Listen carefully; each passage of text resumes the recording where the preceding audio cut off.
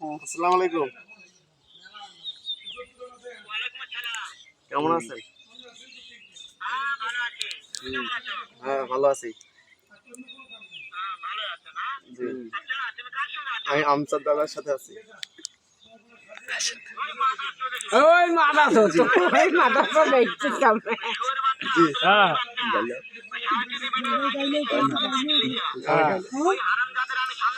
কি কইলেন?